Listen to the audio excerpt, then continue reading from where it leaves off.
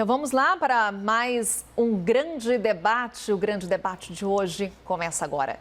O quadro é um grande sucesso na CNN americana. E aqui temos como objetivo apresentar temas relevantes com visões diferentes sobre o mesmo assunto. Tudo para você construir a sua opinião, a sua forma de pensar. Os debatedores têm total independência e a opinião deles não reflete a posição da CNN. Roda a vinheta. E participam comigo a advogada Gisele Soares e o advogado Tiago Anastácio. Já vou quebrar um pouquinho o protocolo aqui. Dar meu bom dia a vocês. É uma honra estar com vocês, uma grande responsabilidade.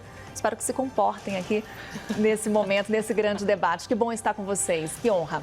Bem, então vamos lá para o tema de hoje. O governo mudou a divulgação dos dados sobre vítimas da Covid-19 no Brasil. A explicação é que o Ministério da Saúde fará um levantamento mais preciso, sem contagem retroativa de mortes. Agora, não é divulgado o número total de mortos, apenas as mortes diárias. A pergunta é uma tentativa de ser mais assertivo ou tentativa de reduzir o impacto dos números por serem altos? Começamos com você, Tiago. Bom dia. Bom dia, Carol, bom dia, Gisele. Bom dia. Eu acho que as duas coisas. Falo abertamente, de forma muito tranquila. Eu tenho a verdadeira impressão que, para clarearmos para a população o número de mortes que ocorrem em um dia, o número dos dias desse dia específico é fundamental.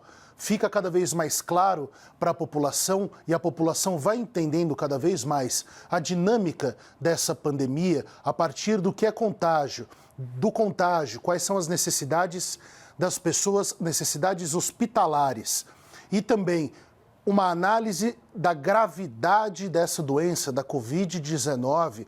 É muito importante que se fique claro qual é o número de mortes daquele dia. Isso não impede, e me parece faltar bastante inteligência, que se diga também o número retroativo. Quais são somados ao geral computado naquele dia. Não haveria problema nenhum em acontecer algo assim. O que acontece, infelizmente, é que nós temos, primeiro, a razão política externada pelo presidente da República anteriormente, quando afirmou que os números seriam atrasados propositadamente para atrapalhar o Jornal Nacional. São as palavras do presidente da República. Depois, um silêncio e cada vez mais se jogando para a tarde da noite o lançamento desses números.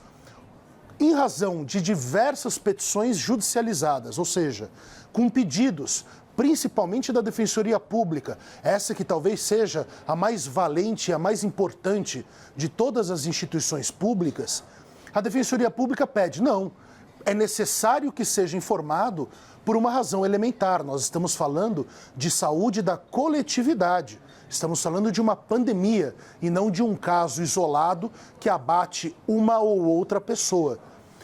Imediatamente já parece haver um recuo do governo, mas se mostra esse antigo problema dinâmico, esse problema de gestão do governo. Num primeiro momento, lança-se o número de 1.300 mortes. Algumas horas depois, que o número seria de 500 mortes. E aí tudo fica confuso. Então, a minha posição é muito clara. Acho que os números devem ficar claros sob um aspecto. O primeiro deles, quantas pessoas morreram, por exemplo, e que morrerão, infelizmente, hoje, segunda-feira? E quais são os números de descobertas de pessoas que, infelizmente, perderam suas vidas nos dias anteriores? É só fazer duas tabelinhas, dois quadradinhos. É muito simples. E, obviamente, que se solidifique a hora adequada, baseados no princípio da impessoalidade, não para ofender e atacar um ou outro grupo jornalístico. Isso que é fundamental. Gisele, suas considerações iniciais? Bom dia, bem-vinda. Obrigada. Bom, mais uma mulher aqui para nos representar. Realmente os dados são bastante importantes, o dever de informar, o dever de informação, de transparência do governo federal, ele precisa sim ser exigido pela população.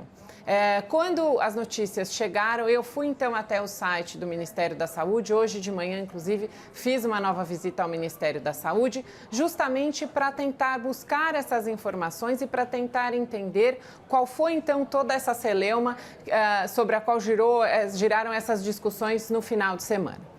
Li no site do Ministério da Saúde uma longa explicação de por quais razões houve essas alterações e há, inclusive, outras alterações que são anunciadas lá no site do Ministério da Saúde, inclusive trazendo informações de que esta melhora, essas alterações, esses aperfeiçoamentos na divulgação do número de dados, na tabulação desses dados, na análise desses dados, veio justamente de reclamações trazidas pelas próprias secretarias de saúde estaduais e dos municípios, que trouxeram uma série de dificuldades para a alimentação dessa base de dados do Ministério da Saúde, até mesmo a dificuldade pela quantidade excessiva de número de campos de informação que era preciso inserir. Então, o que eu li, o que eu extraí da leitura ali do Ministério da Saúde das explicações foi o seguinte: houve realmente alguns problemas técnicos com relação a essas divulgações, justamente por conta dessa alteração,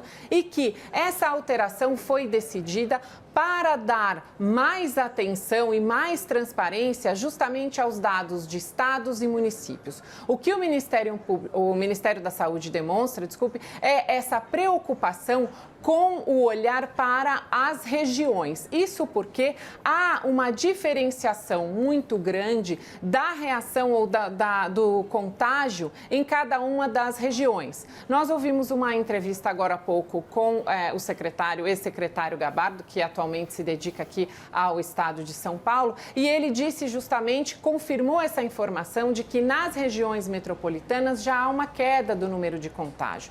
Portanto, há uma necessidade de readequação para a adoção de planejamento de novas medidas mais efetivas, porque a pandemia, como disse bem o Tiago, ela é dinâmica. E justamente por conta desse dinamismo, é preciso que as respostas sejam cada vez mais precisas, cada vez mais rápidas. Então, é nesse sentido que há uma longa explicação e há muitos dados, todos os botões que consultei com dados dos estados e dos municípios, havia lá as informações até mesmo de contratos, dados das empresas contratadas para fornecimento de recursos humanos, de EPIs, enfim. Então, há uma vasta quantidade de informações. Não há realmente o cálculo total de número de mortes acumuladas, o que é uma sugestão, e fica aí a sugestão, para que haja também essa informação. Ok, Gisele.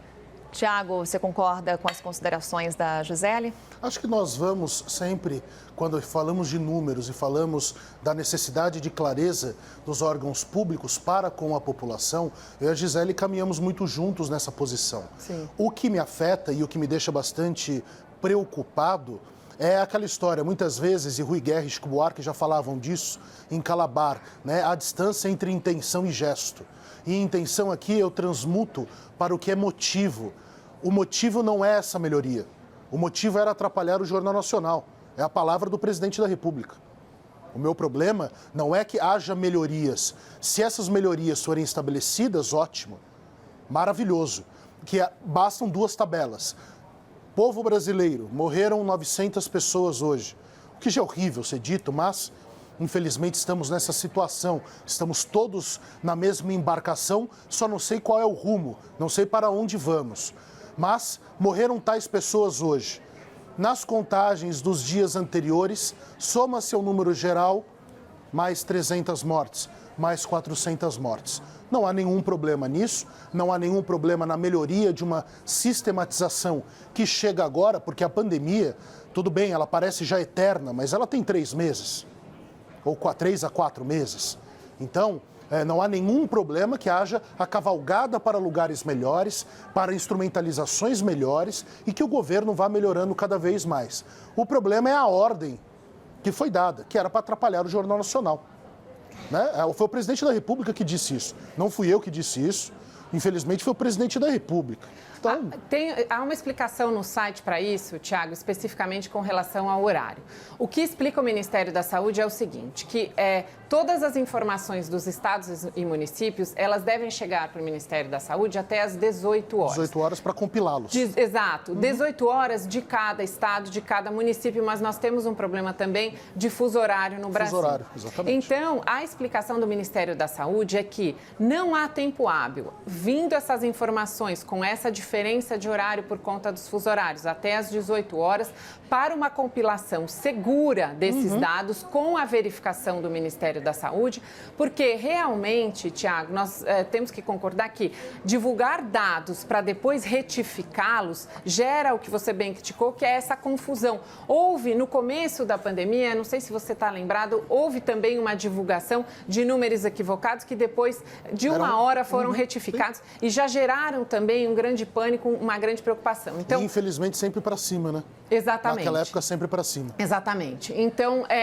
essa divulgação, ela se dá tardiamente e o Ministério da Saúde explica isso também. Ele diz, olha, nós estamos gradualmente substituindo as coletivas de imprensa por uma plataforma que poderá publicar esses dados em tempo real. Então, qualquer pessoa de qualquer país do mundo poderá acessar esses dados de uma forma mais realista, diz o Ministério da Saúde, mais específica. Por quê? Há uma outra grande preocupação da leitura que eu fiz no site, Tiago, que é justamente a diferenciação entre a gripe, as mortes decorrentes daquela síndrome respiratória aguda grave, da gripe comum. Então, há essa preocupação, há inclusive botões específicos ali para extração de dados. Acredito que o Ministério tenha essa preocupação justamente para que pessoas não recebam causa-mortes Covid-19 se não era especificamente aquele caso. Há também essa preocupação de descer a detalhes com relação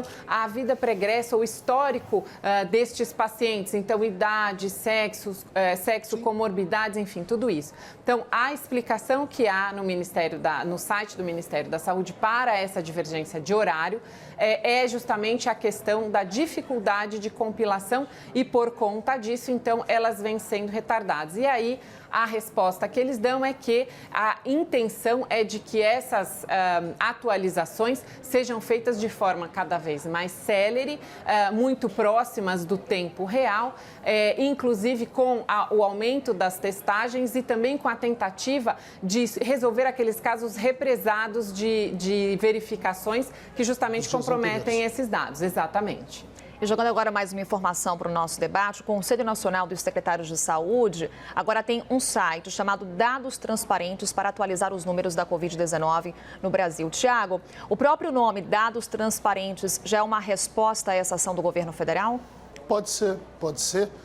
Porque, convenhamos, né? A Gisele está trazendo uma explicação que deveria ter vindo dos governantes. Eu acessei o site do Ministério da Saúde, inclusive ontem à noite, site muito bem comportado, né? com várias possibilidades de análise, de números, gráficos, etc.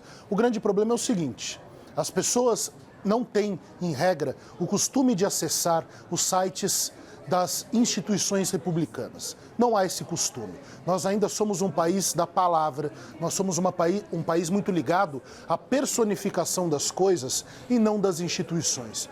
Nesse aspecto eu concordo plenamente com a Gisele. Nós devemos ir ao site porque hoje todo mundo tem um celular, em regra com banda larga. Nós podemos fazer essa análise. O problema é o choque. Não foi dito o que a Gisele acaba de colocar. Deveria ter sido dito. Nós temos um país com essa característica. Segundo aspecto, o presidente da República falou outra coisa. Falou que era uma retaliação a um grupo jornalístico específico. Então, acho salutar a alteração. Não me agrada, obviamente, né, que tenhamos um ministro da Saúde, o cachimbo entorta a boca, né? O ministro da Saúde, que não seja um médico ou esteja envolto por médicos, mas parece que há agora uma preocupação até mesmo com o dinamismo, se os números forem alimentados. Porque são alimentados, gente, vamos deixar uma coisa clara aqui para os nossos telespectadores. Eles não são alimentados número por número, não fica alguém com um papelzinho, é um software, né? Há o recebimento de dados dos estados que já vão sendo jogados para dentro do sistema. Nós não estamos, embora alguns pareçam estar, nós não estamos mais na era das trevas, né? Aquele período pré-século XI. Então, o meu problema é o seguinte, há uma imagem, há um arroubo de afirmação que é contra uma emissora específica e depois a desculpa, a explicação de que é para um armazenamento melhor e a caracterização melhor de dados. Não vejo problemas se for essa segunda opção. É que me pareceu, e pareceu a todos no Brasil, que era, na verdade, uma violação da impessoalidade. Havia algo contra o adversário político, ou aquele que se sugere ser um adversário político, o que não é bom quando nós estamos falando de saúde. Eu fico, Carol e Gisele, muito com as palavras, e eu coloquei aqui, creio que na época que o debate era com a Renata, a palavra do ministro Paulo Guedes. Fico com as palavras dele. Democracia deve ser barulhenta. Não é a hora. Então, não é a hora. A palavra, Thiago, para a Gisele. Gisele, então, a transparência, ela acaba ligada também a essa relação do governo com a imprensa? É uma resposta extremamente positiva. É bom que todos os órgãos tragam os seus dados, até porque se houver divergência de dados, nós teremos ainda mais transparência. Nós poderemos justamente questionar essas fontes, porque há essa grande dificuldade na compilação e na análise de dados nessa pandemia, não só aqui no Brasil, em outros países também. Há essa grande dificuldade. Nós temos uma grande extensão territorial, nós temos estados enfrentando a pandemia de forma completamente diferente, municípios, inclusive, que sequer têm esse acesso tão constante para poderem trazer esses dados em tempo real ou dentro daqueles limites temporais que são exigidos para que possam ser compilados. Nós tivemos um problema no início de pouquíssima testagem, então isso também comprometeu os nossos dados. Então, o Brasil, pouco a pouco, vai conseguindo, com ferramentas, se atualizar e trazer dados cada vez mais específicos. Uma preocupação do Ministério da Saúde, uma preocupação do governo federal é justamente porque há também uma série de denúncias de desvios de verbas. Então, há uma preocupação do governo federal se não haveria alguma outra forma dos governos estaduais de estarem, porventura, reportando mortes ocasionadas por Covid, que não seriam especificamente por Covid, atrelada a essa preocupação desses repasses. Então, nós não podemos deixar de analisar que há, infelizmente, muitas vezes, interesses escusos em que haja esse aumento de mortes para a aferição de maiores receitas. Então, essa é uma preocupação que tem que ter realmente o governo federal. Há uma série de ações, há uma série de investigações em curso por conta desses desvios. Essa tem que ser uma preocupação. Mas a preocupação maior do Ministério da Saúde tem que ser com a vida. Então, me agradou bastante que no texto que eu li no Ministério da Saúde, há uma grande preocupação com formas de combate à doença, com formas de diagnóstico cada vez mais rápido, com formas de atendimento, de cuidado com as pessoas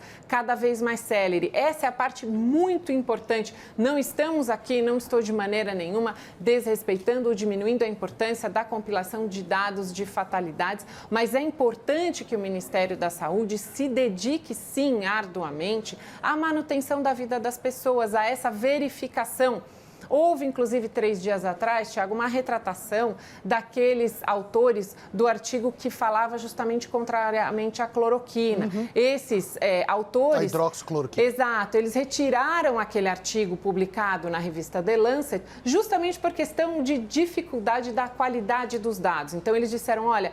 Fizemos uma verificação novamente, estamos aqui retirando, por quê? Porque esse artigo está maculado, possivelmente maculado por conta dessa dificuldade de análise qualitativa desses dados. Então, essa retratação é importante, essa reformulação do Ministério da Saúde, ela deve ser recebida de uma forma positiva se ela vem para melhorar, para aprimorar o enfrentamento da pandemia. Ok, então vamos para mais um ponto ainda sobre esse assunto, mais um elemento para o nosso debate. O presidente da Câmara, Rodrigo Maia, tuitou o seguinte, vamos ver. Ele tuitou que brincar com a morte é perverso. Ao alterar os números, o Ministério da Saúde tapa o sol com a peneira. É urgente resgatar a credibilidade das estatísticas. O Ministério que tortura números cria um mundo paralelo para não enfrentar a realidade dos fatos.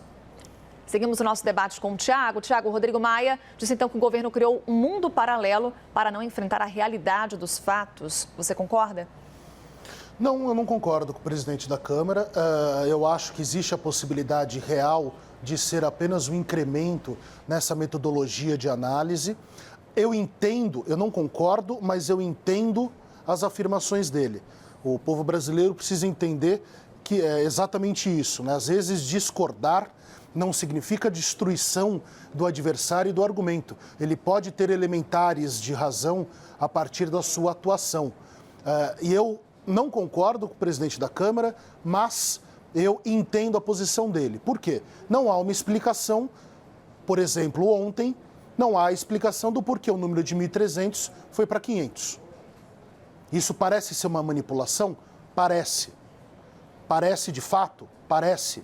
Por quê? Vamos para a história das palavras dos apoiadores do governo federal. Nós vimos, primeiro, a deflagração de mentiras de internet com a questão de cemitérios. Foi uma das deputadas dessas da linha de choque do presidente, acho que foi a Prezada, que falou alguma coisa sobre isso. Era mentira, era fake news, era propositadamente a contada de uma mentira para a população.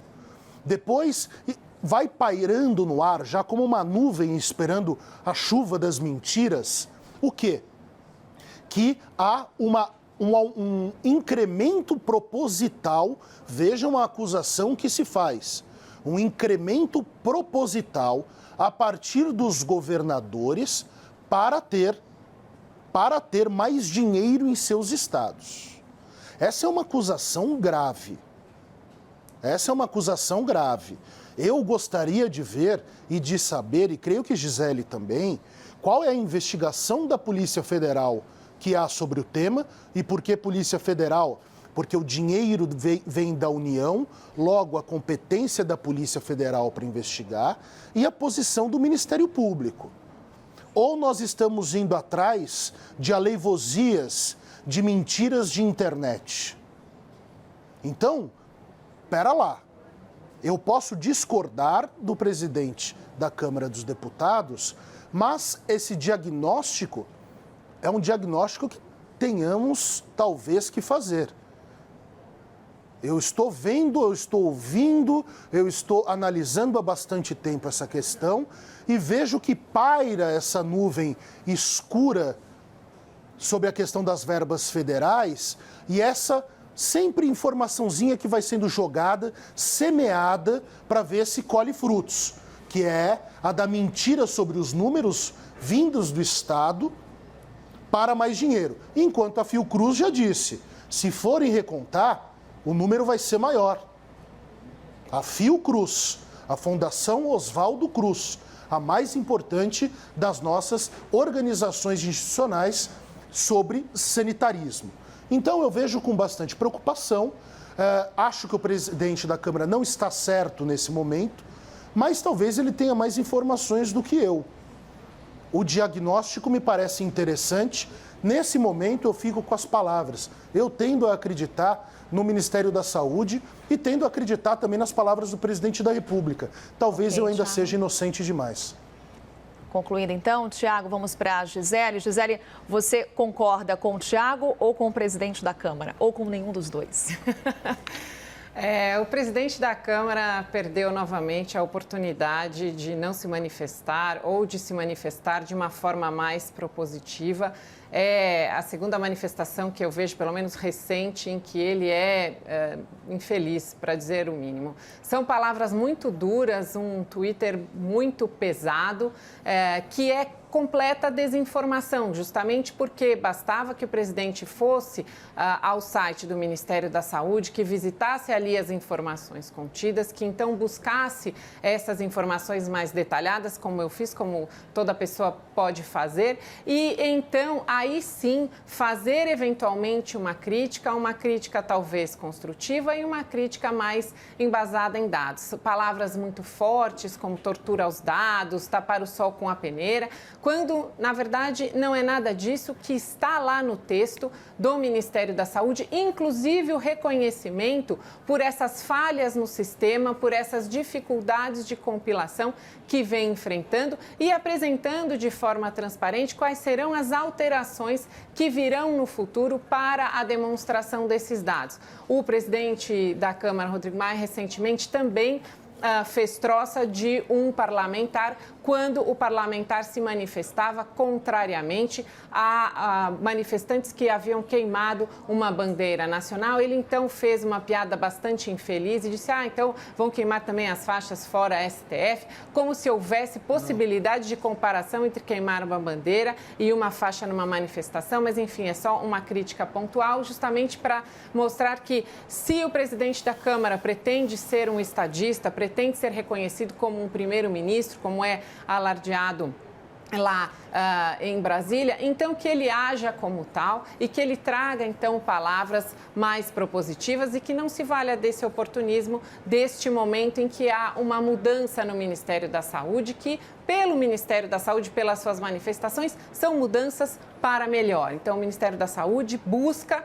trazer mais realidade, mais transparência, trazer gráficos mais compreensíveis à população. Ao menos é isso que está lá dito. Vamos aguardar, então, para que esses dados venham, esses gráficos venham. Há realmente uma queda nesse número nas regiões metropolitanas de contágio, isso dito não só pelo Ministério da Saúde, mas também pelo ex-secretário Gabardo. Portanto, há realmente essa tendência e é esperado que isso aconteça mesmo, porque esse foi, inclusive, um movimento que aconteceu no mundo todo. Então, esperamos dos nossos parlamentares que sejam propositivos, que tragam propostas, que tragam ideias, que façam críticas mais construtivas e não se aproveitem desses oportunismos de ocasião. Se manifestou muito mal o presidente Rodrigo Maia da Câmara dos Deputados. Gisele e Thiago, então podemos passar para o próximo tema? Só um ponto, Carol, eu gostaria de colocar aqui. Só a Gisele passou uma informação que não é uma informação sobre manifestação pública, sobre o presidente da Câmara, Rodrigo Maia. Só para esclarecer, até mesmo por amor à verdade, havia a proposta, mais uma proposta de ocasião, e esse é um dos grandes problemas da minha área, Gisele. Né? Eu sou um advogado criminal, embora muita gente não saiba disso, ou pelo menos não queira saber disso. É a legislação de ocasião, Carol. Sabe o que acontece? É o seguinte, acontece um fato grave, um fato deselegante, um fato ruim para o país, aparece algum deputado, algum desses bobalhões, querendo criminalizar no dia seguinte, porque sabe que vai ter um pedacinho aqui na CNN Brasil, na sua imagem, em outros veículos, nos veículos de imprensa, em geral. Naquele dia, o que acontece? Um desses deputados, ele fez o quê? Ele imediatamente quis criminalizar a queimada da bandeira do Brasil. Que já é contravenção penal. Que já é uma contravenção penal. Né? Só que ele quis fazer uma gracinha, né, para ter holofotes, e tomou uma belíssima... E eu não sou muito de elogiar o Rodrigo Maia, a Gisele sabe disso. Tomou uma resposta do Rodrigo Maia que foi maravilhosa sobre o projeto de lei. Tudo bem, deputado, foi mais ou menos isso que o Rodrigo Maia disse. Tudo bem, deputado, e os manifestantes querendo fechar o Congresso? Acabou o assunto. Foi o que aconteceu. Não foi algo exclusivamente político, foi uma questão de projeto, um projeto de ocasião, um projeto absolutamente desqualificado. Eu sou contrário a queimar a bandeira do Brasil, não gosto do que os americanos faziam ao Vietnã, não me parece que esse é o caminho, eu sou do caminho das ideias e não dos incêndios, mas naquele caso o Rodrigo Maia estava certo, especificamente. Hoje discordo dele, naquele caso ele estava certo. No grande debate, falamos agora sobre o presidente Jair Bolsonaro. Ele comentou no Twitter sobre as responsabilidades dos governadores e prefeitos durante o combate à pandemia. Vamos ver. Lembro a nação que pode decisão do STF às ações de combate à pandemia. Fechamento do comércio e quarentena, por exemplo, ficaram sob total responsabilidade dos governadores e dos prefeitos. Portanto, ele lembrando a nação que, por decisão do Supremo, as ações de combate à pandemia estão sob a responsabilidade de governadores e de prefeitos. A pergunta é: a decisão do STF livra Bolsonaro de responsabilidade? Começamos agora com a Gisele. Gisele, por favor. Não livra. Todos os gestores públicos são responsáveis por combater a pandemia, pelos atos adotados para o combate à pandemia. houve realmente uma grande dificuldade e essa competência de todos os órgãos para atuarem dentro da saúde gerou justamente essa discussão entre governo federal, estados e municípios com relação a quais seriam os limites de competência de cada um deles para a adoção de medidas de combate ao coronavírus. Nós temos visto recentemente muitos prefeitos que estão desrespeitando ou adotando medidas de combate à pandemia ou de abertura do comércio, melhor dizendo, diferentes daquelas orientações que têm vindo dos governadores dos estados. E isso se justifica porque cada localidade está enfrentando a pandemia de uma forma diferente, então o coronavírus acometeu ou não acometeu algumas cidades, alguns municípios e justamente por conta disso, os prefeitos têm adotado medidas de abertura do comércio diversas daquelas constantes nos decretos dos governos federais, porque muitas daquelas medidas restritivas não fazem sentido de serem aplicadas naquelas determinadas localidades. Então, todos os gestores públicos, eles são responsáveis pelos atos que adotam. O governo federal, a ele cabia, então, as medidas mais gerais, essas orientações mais gerais e, especificamente, esses repasses de verbas, essa facilitação na logística, a flexibilização das normas de contratações por via de licitação para dar mais agilidade a estados e municípios, para que estes, então, agindo localmente, conhecendo aquela realidade daquela pequena região, pudessem, então, atuar de forma mais efetiva. Então, todos são responsáveis, não há realmente uma responsabilidade ou um nexo de causalidade direto entre mortes e governo federal ou entre fatalidades e governos estaduais ou municipais, a não ser nos casos em que haja efetivamente uma investigação, uma individuação de condutas, uma apuração de possíveis contravenções ou crimes que tenham ocorrido por negligência ou por omissão deste ou daquele gestor público. Mas, no geral, todos eles deveriam, e nós clamamos aqui, né, Tiago, desde o começo, para que agissem em harmonia e não em conflitos por conta de questões políticas, para que agissem em harmonia em prol da população, para proteger, para cuidar da saúde das pessoas. Então, o que coloca o presidente da República é que, depois dessa decisão do Supremo Tribunal Federal, que confirmou que já estava na Constituição desta competência concorrente, então, estados e municípios passaram a atuar localmente e, nessa atuação local, adotaram medidas de restrição de isolamento vertical contrárias àquela orientação do governo federal, que seria de um isolamento mais vertical, ou seja, mais pontual e não de todas as pessoas isoladas em casa. Foi esse o conflito que aconteceu e é a isso que se refere, no meu entendimento, esse Twitter do presidente, essa mensagem do presidente. Tiago, suas considerações iniciais sobre essa pergunta. A decisão do Supremo Tribunal Federal livra o presidente Jair Bolsonaro de responsabilidade? Não livra ninguém, Carol. Muito pelo contrário. A decisão do Supremo Tribunal, que é muito difícil de ser entendida por quem não quer entendê-la, apenas reafirma o que está esculpido na Constituição da República, o que está descrito na Constituição da República como uma norma brasileira, uma lei brasileira. O que ela diz? Em questões de saúde, existe uma competência concorrente. Talvez as pessoas não entendam e usem o concorrente como o adversário, como se houvesse um choque de competência. Né? A concorrência esportiva, a concorrência por uma vaga no mercado de trabalho, não é nada disso. Não é nada disso. Concorrência para o direito significa correr junto. Acho que a Gisele pode até explicar melhor, mas é isso mesmo, né? É isso. Concorrência todos estamos juntos nisso. Mas o presidente da República parece que não entende e diz que a decisão do Supremo o livra de responsabilidades. Não é nada disso. Cabe ao AGU, que tem bastante contato com ele nesse momento, e ao ministro da Justiça explicar ao presidente Jair Bolsonaro que muito pelo contrário, o Supremo Tribunal Federal reafirmou que ele está sim e deve estar sim junto com os governadores. E os governadores devem estar sim junto com o presidente da República. Por isso que eu e Gisele colocamos aqui desde o início a necessidade de conversação. de um trabalho unificado do poder público brasileiro, e não sob a divisão de União e Estados, mas um trabalho unificado contra essa pandemia. Mas nós sabemos que o grande problema é a vaidade política, não apenas do presidente da República, mas também dos governadores. Então não é uma questão de ter lado ou não ter lado, é uma questão de volta a Guedes, estão querendo fazer barulho no momento de silêncio. Esse é o drama, essa é a verdade que não quer ser dita, essa é a verdade que vai, infelizmente, nos levando a uma grande vergonha internacional. E por que eu falo sobre a vergonha internacional? Porque nós tivemos 2 meses de vantagem nessa corrida.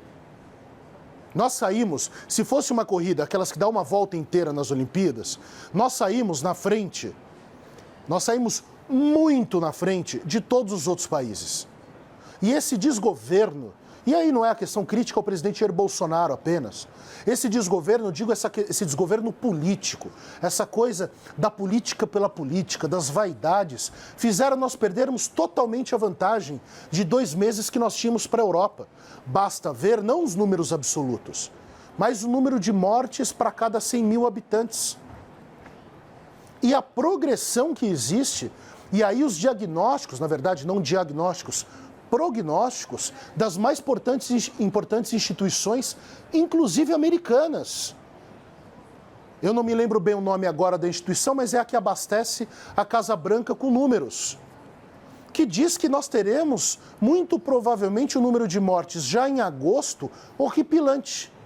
Nós teremos, então, sido o pior país do mundo no combate à pandemia. Isso é muito ruim, espero que não aconteça, espero que nós nos organizemos nesse breve período que temos até a batalha final contra essa pandemia, mas é necessário deixar muito claro que até o presidente dos Estados Unidos agora já nos critica. E aí não importa quem é petista, pedetista, PP, PSL, democratas, não importa isso. Nós estamos falando de gestão sobre pandemia, sobre mortes a mais de 1.000 por dia. Essa é a gravidade, esse é o drama do que nós vivemos. Então, eu espero que eles se conversem e, pelo menos, eles entendam o que está na Constituição. Eu não consigo compreender como que se vem a público e se fala uma coisa dessa pelas escritas do presidente da República. Ele não entendeu a decisão do Supremo, para que serve o ministro da Justiça e o AGU. Em algum momento, livraram ele de responsabilidade? Claro que não. Concorrência não é rinha de galo entre governante federal e governantes estaduais. É a corrida junto, em comunhão na luta. Eu realmente não entendo para que servem as instituições brasileiras. Eu não entendo. Você falou em necessidade de conversas, há pouco a Gisele falava em harmonia. Gisele, então a pergunta para você é, a culpa de não haver harmonia é de quem? Mais do que a responsabilidade de não haver harmonia, eu queria trazer os pontos positivos ou um exemplo, bons exemplos dessa tentativa de reorganização e de harmonia.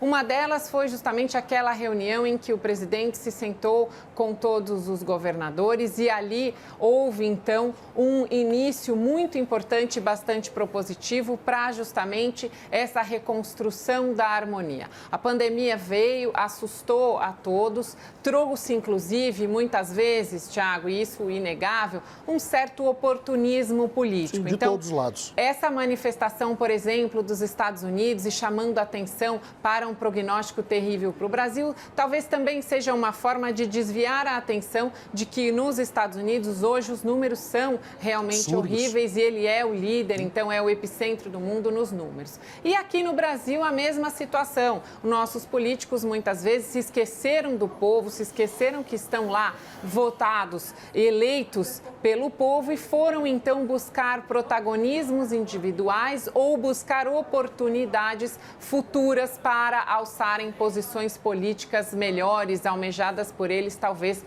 já desde longo tempo. Então, por conta disso, houve essa desarmonia, mas essa reunião foi bastante importante e o próprio site do Ministério da Saúde, essa mudança do Ministério da Saúde, da comunicação, da da compilação de dados, ela demonstra em seu texto justamente essa proximidade com estados e municípios. Então, há lá uma série de situações em que há menções específicas com essa preocupação com as questões regionais. Então, o Ministério da Saúde está atento, está preocupado e ele ressalta em vários momentos do texto justamente essa preocupação com as localidades. Se vamos caminhar, então, agora para uma abertura, como de fato todos os estados estão caminhando para essa abertura, então o Ministério da Saúde está olhando detidamente para as localidades, para a contenção deste temor da segunda onda que pode acontecer, que é um risco realmente com o fato de serem abertos os comércios, as indústrias, enfim, a locomoção começar a ser ampliada, há esse risco de maior contaminação, porque as pessoas vão voltar a estarem mais próximas, possivelmente a terem aglomerações em escritórios, em empresas. Então, essa é a preocupação do Ministério da Saúde. Então, mais do que a responsabilidade, acho que esse é um exemplo positivo de como há, então, essa nova forma de desenho de integração com os conselhos de secretários regionais municipais. Fala, Tiago, você queria falar? Não, é um ponto até interessante que você sempre levantou bastante, que é a questão de ausência na legislação sobre a questão do lockdown. Se houver uma segunda onda de contágio, me parece que uma das opções é o lockdown, né? O travamento da vida social como ainda conhecemos hoje. Sim. Por exemplo, por que o governo federal é importante? Né? Por que ele é concorrente? Ele deveria ter mandado um projeto de lei para o Congresso, porque nós não temos regulado o lockdown. A gente já debateu isso aqui e o governo não fez. Né?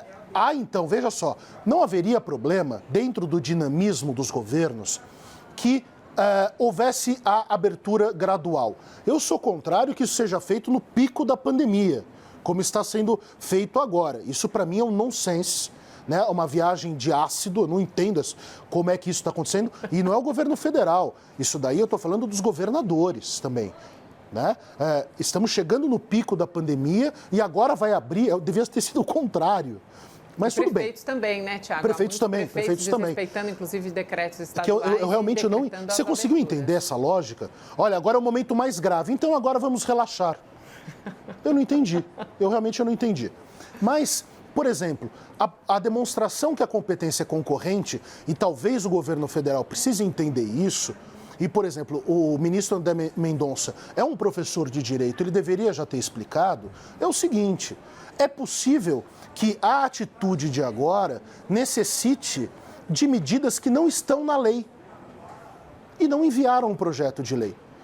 Esse é um dos atos na competência concorrente que o governo federal poderia já ter feito. E, inclusive, fica a dica, que seja feito, porque não temos na legislação a questão do lockdown. Então, vejam, a competência é concorrente, todos são responsáveis. Esse é o ponto que eu queria trazer, Gisele, porque você levantou isso e nós já discutimos muito sobre isso, né? Não temos na legislação algo que talvez seja fundamental se o plano de agora der errado.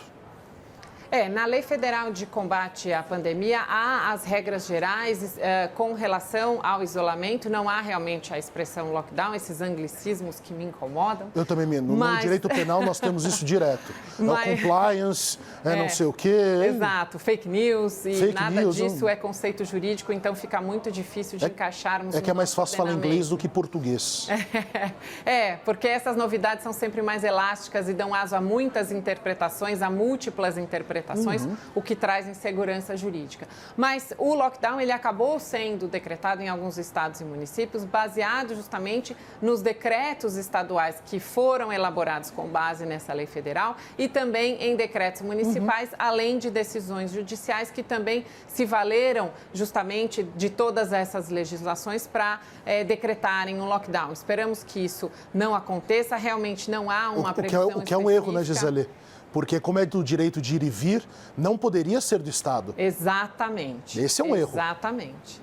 Devia ser do governo federal. Por isso que eu argumentei dessa forma. Né? O governo federal deveria, porque estamos falando de quebra e violação do direito de ir e vir, algo que só pode ser regido pela Constituição da República ou por leis federais, né? Porque a todos incomoda, a todos pode afligir. Exato. Lockdown, inclusive, se a gente procura no dicionário, ele vem com a primeira definição de prisão preventiva. Então, é uma forma de contenção de pessoas temporária para resolver uma situação emergente. Exato. Então, a melhor proteção é conter essas pessoas, é impedi-las de se locomoverem, para que possa, então, ser restabelecida a paz naquele ambiente e aí, então, as pessoas serem novamente liberadas e é uma violação, na verdade, um bloqueio temporário à liberdade de ir e vir, que é um direito constitucional dentro daqueles direitos e garantias fundamentais do artigo 5º, que eu recomendo sempre a leitura na nossa Constituição Federal. Eu apareço aqui apenas para anunciar que o grande debate de hoje vai se aproximando do fim. Vamos então para os argumentos finais. Começamos com você, Gisele. Meus argumentos finais, eu gostaria de falar sobre a festa da democracia, uma expressão utilizada pelo general Camilo que eu achei muito interessante. Manifestações pacíficas nas ruas são realmente uma festa da democracia e é importante que os brasileiros continuem festejando a democracia de forma pacífica. Então, cabe a nós, cabe a todos os manifestantes que cuidem para que essas manifestações aconteçam sempre que houver necessidade, sempre que a população quiser dar voz aos seus anseios e sempre de forma pacífica e organizada. É importante que combatamos todos esses excessos, que não permitamos que essas pessoas que vêm imbuídas de outros propósitos, esses vândalos, que eles então se infiltrem nessas manifestações e acabem maculando manifestações.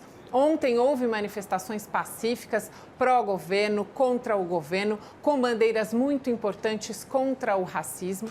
Então, aproveitando justamente essa onda do mundo de racismo, o Brasil também integrou esse elemento muito importante da sociedade, que é o combate ao racismo, mas precisamos que todas essas bandeiras políticas, ideológicas, étnicas se manifestem de forma pacífica. Faço um apelo a todos que continuem indo às ruas, que continuem se manifestando sempre neste clima de festa de democracia, sempre neste clima de propor aos nossos governantes, de mostrar aos nossos governantes as nossas indignações ou as nossas vontades, os nossos propósitos, não só por meio do voto, mas também nas manifestações, na ocupação das ruas, também nas manifestações virtuais, quando essas manifestações virtuais não convolam em fake news, mas em propostas, em formas de nos manifestarmos, de mandarmos e-mails, de exigirmos que esses políticos, então, nos atendam, nos ouçam, que compreendam as nossas angústias, os nossos anseios,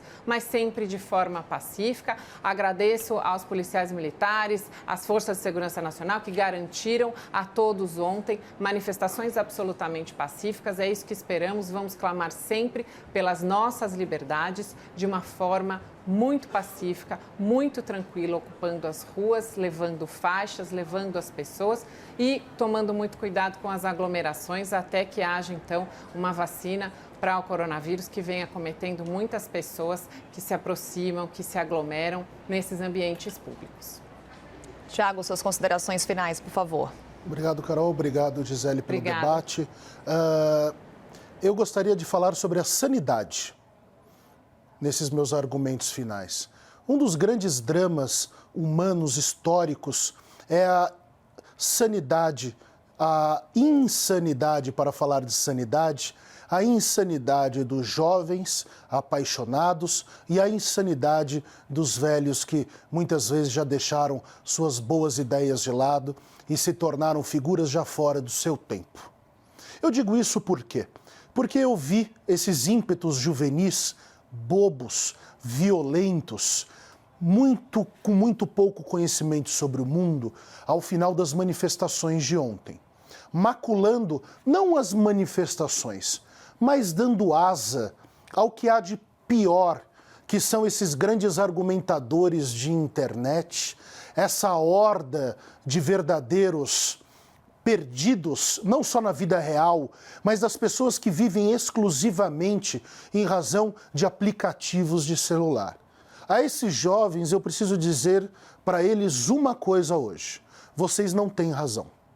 O tempo vai mostrar que vocês eram muito mais hormônios do que ideias. Vocês não têm razão nenhuma em atacar a propriedade privada. Entendam que, assim como o fascismo e o nazismo, esse comunismo translocado é morto, porque, infelizmente, na história da humanidade, nós percebemos que todos os grandes ideais precisaram de Estado demais. E Estado demais dá força àqueles que estão no topo da cadeia alimentar. E quem está lá quer se manter lá. E ali nascem as ditaduras. Ali nascem as violências. Ali nasce a desonra de fardas, como, por exemplo, os assassínios e as torturas que tanto tivemos no Brasil em nossas duas ditaduras. Não só na varguista, como na de 64. Então, meus caros jovens que gostam de vidraças, que gostam de atacar policiais, vocês não têm razão. São seus hormônios, não as suas razões, porque vocês parecem não concluir que a paz é muito mais violenta do que as pedras. Então, vocês entendam que vocês estão errados. E aos velhos, vamos esperar.